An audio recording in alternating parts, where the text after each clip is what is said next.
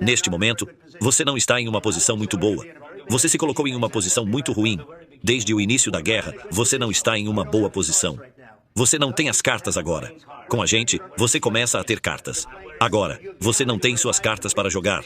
Você está apostando com a vida de milhões de pessoas.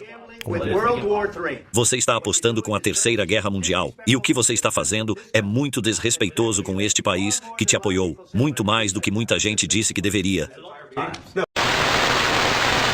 Definitivamente não dá para confiar nos Estados Unidos. Os Estados Unidos, neste momento, estão a defender o seu próprio umbigo, o que, na verdade, é legítimo, né? Todo o país tem que defender os seus interesses. Mas o que os Estados Unidos fez com a Ucrânia é pura sacanagem. E é uma chamada de atenção para os países africanos que querem se meter com os Estados Unidos ou que querem confiar nas políticas americanas.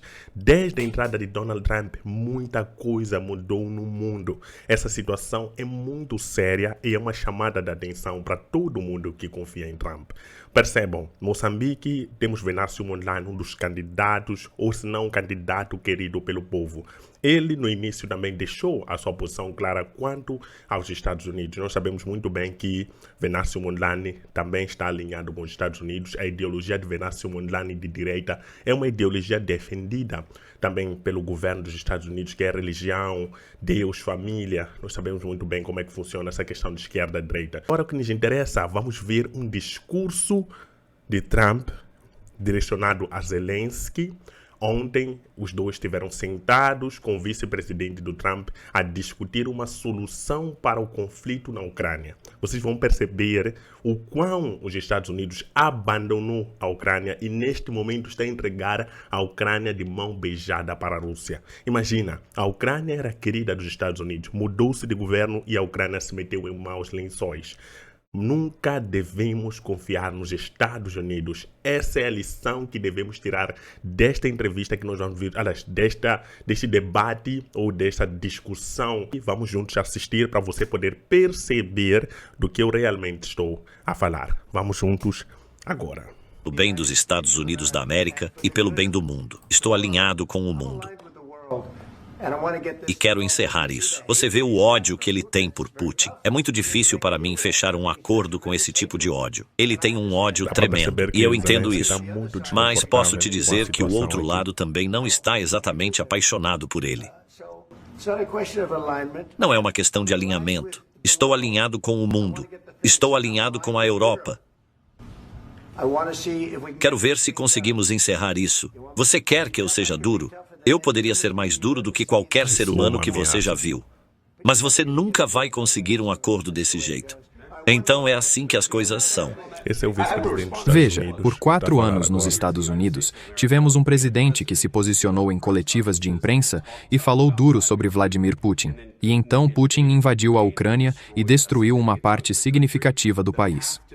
O caminho para a paz e o caminho para a prosperidade talvez seja o da diplomacia. Já tentamos o caminho de Joe Biden, de bater no peito e fingir que as palavras do presidente dos Estados Unidos importam mais do que suas ações.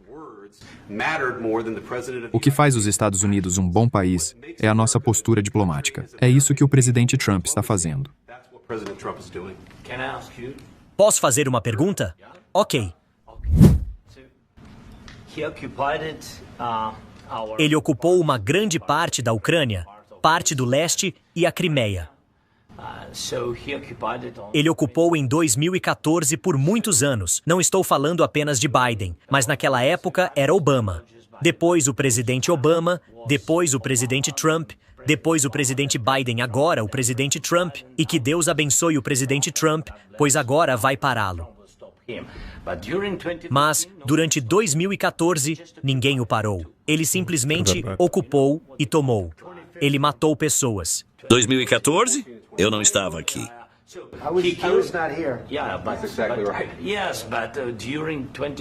Durante 2014 até 2022, a situação foi a mesma. Pessoas estavam morrendo na linha de contato. Ninguém o parou. Você sabe que tivemos conversas com ele. Muitas conversas bilaterais. E eu assinei um acordo com ele. Eu, como novo presidente, em 2019. Eu assinei com Macron e Merkel. Assinamos um cessar-fogo. Todos me disseram que ele nunca iria romper. Assinamos um contrato de gás com ele. Mas depois disso, ele rompeu o cessar-fogo. Ele matou o nosso povo. E ele não trocou prisioneiros. Nós assinamos a troca de prisioneiros, mas ele não a fez. Que tipo de diplomacia você está falando? O que você quer dizer? Estou falando do tipo de diplomacia que vai acabar com a destruição do seu país. Senhor presidente, com todo respeito, acho desrespeitoso você vir ao Salão Oval e tentar discutir isso diante da mídia americana. Agora, vocês estão recrutando pessoas à força para a linha de frente porque tem problemas de pessoal. Você deveria estar agradecendo ao presidente por tentar acabar com esse conflito. Você sabe o que acontece no meu país? Eu vi e acompanhei as histórias, e eu sei o que acontece. Vocês levam as pessoas para passeios de propaganda, senhor presidente. Você discorda que tem problemas para recrutar pessoas para o seu exército? E você acha que é respeitoso vir ao Salão Oval dos Estados Unidos da América e atacar a administração que está tentando impedir a destruição do seu país? Muitas perguntas. Vamos começar do início. Primeiro de tudo, durante a guerra, todos têm problemas, até vocês. Mas vocês estão bem e não sentem isso agora, mas sentirão no futuro. Você não sabe disso. Não nos diga o que vamos sentir. Estamos tentando resolver um problema. Você não está em posição de dizer o que vamos sentir.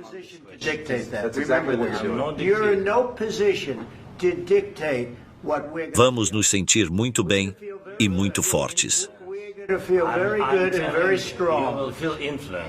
Neste momento, você não está em uma posição muito boa. Você se colocou em uma posição muito ruim. Desde o início da guerra, você não está em uma boa posição. Você não tem as cartas agora. Com a gente, você começa a ter cartas. Agora, você não tem suas cartas para jogar. Você está apostando com a vida de milhões de pessoas. Você está apostando com a Terceira Guerra Mundial. E o que você está fazendo é muito desrespeitoso com este país que te apoiou, muito mais do que muita gente disse que deveria.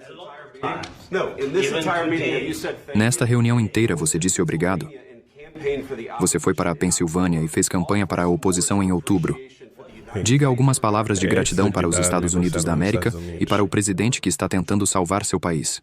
Por favor, você acha que só porque fala alto sobre a guerra, pode falar? Ele não está falando alto. Seu país está em grande dificuldade. Não. Você já falou muito. Seu país está em grande dificuldade. Vocês não estão vencendo.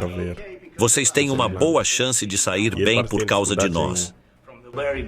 Se expressar em inglês, essa conversa foi Desde o começo da guerra estamos resistindo e somos gratos. Demos a vocês, por meio do antigo presidente estúpido, 350 bilhões de dólares. Vocês não tinham nem equipamento militar. Nós demos para vocês equipamento militar. Se vocês não tivessem nosso equipamento militar, essa guerra teria acabado em 2 semanas. Em 3 dias. Vai ser muito difícil negociar assim. Apenas diga obrigado. Sabemos que existem discordâncias. Então, vamos discutir essas discordâncias de forma direta, em vez de tentar debater isso na mídia americana quando você está errado. Nós sabemos que você está errado. Mas veja, eu acho que é bom para o povo americano ver o que está acontecendo. Acho que isso é muito importante. É por isso que mantive essa conversa por tanto tempo. Você precisa ser grato. Você não tem as cartas na mão. Você está encurralado lá. Você tem pessoas morrendo. Vocês estão ficando sem soldados. E você diz, eu não quero um cessar-fogo. Quero fazer isso e aquilo. Olha, se você conseguisse um cessar-fogo agora, eu te garanto, você aceitaria. Assim, as balas parariam de voar e seus homens parariam de morrer. Mas onde estão as garantias desse cessar-fogo? Nosso povo já ouviu essa história. Os acordos antigos não foram comigo. Isso foi com um cara chamado Biden, que não é uma pessoa inteligente. Isso foi com Obama. Com licença. Isso foi com Obama, que deu a vocês lençóis. E eu dei a vocês lança-mísseis para destruírem todos aqueles tanques. A verdade é, Obama deu lençóis e Trump deu lança-mísseis. Você tem que ser mais grato. Deixe-me te dizer, você não tem as cartas na mão. Com a gente, vocês têm as cartas na mão. Mas sem a gente, vocês não têm nenhuma carta. Senhor presidente, Vai ser um acordo difícil de fazer, porque as atitudes precisam mudar.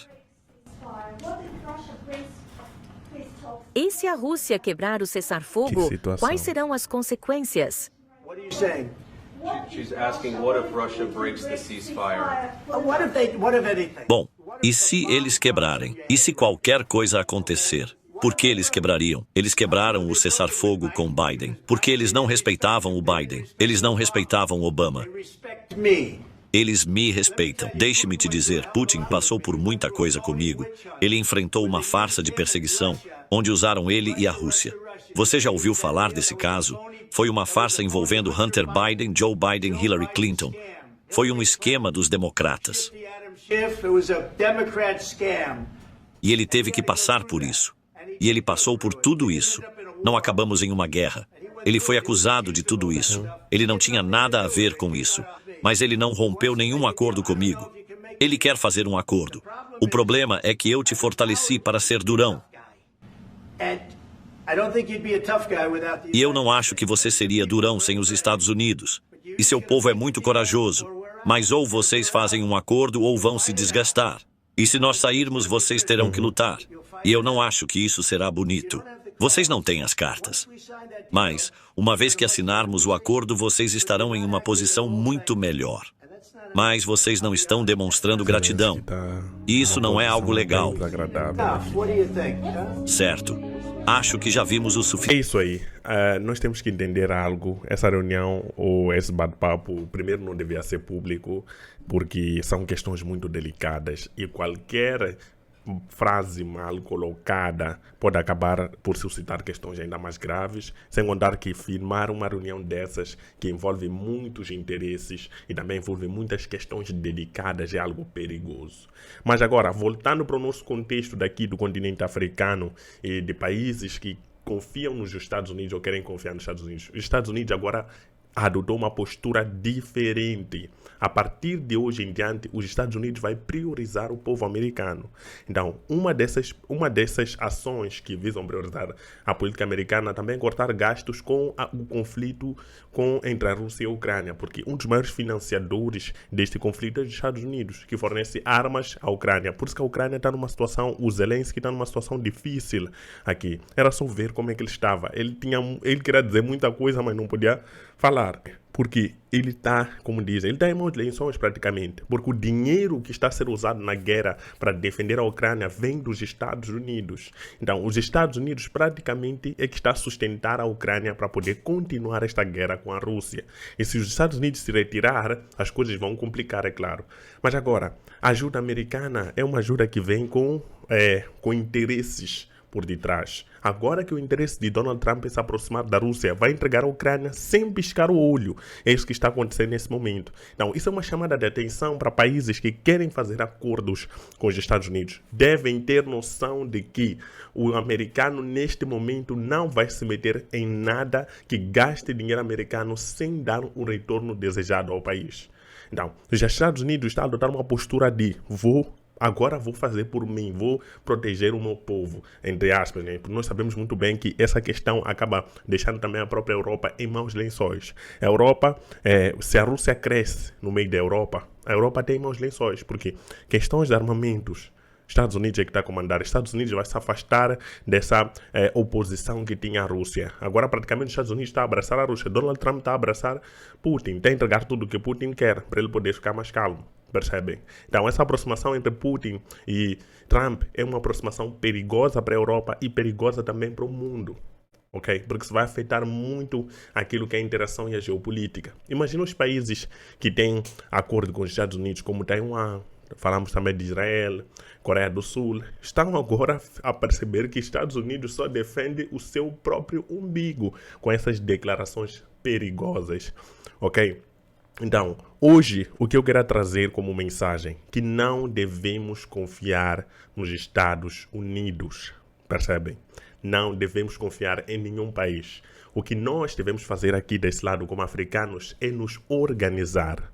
É muito importante isso. Nós devemos saber quais são os tipos de políticas que nós vamos adotar, como é que vai ser daqui para frente.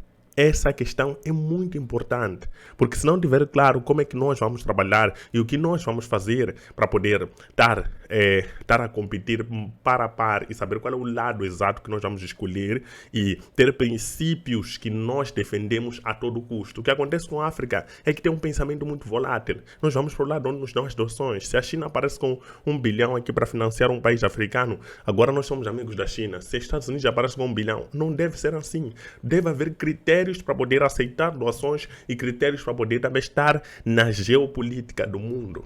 Percebem? Tem que haver critérios. Os africanos devem saber o que aceitam e o que não aceitam.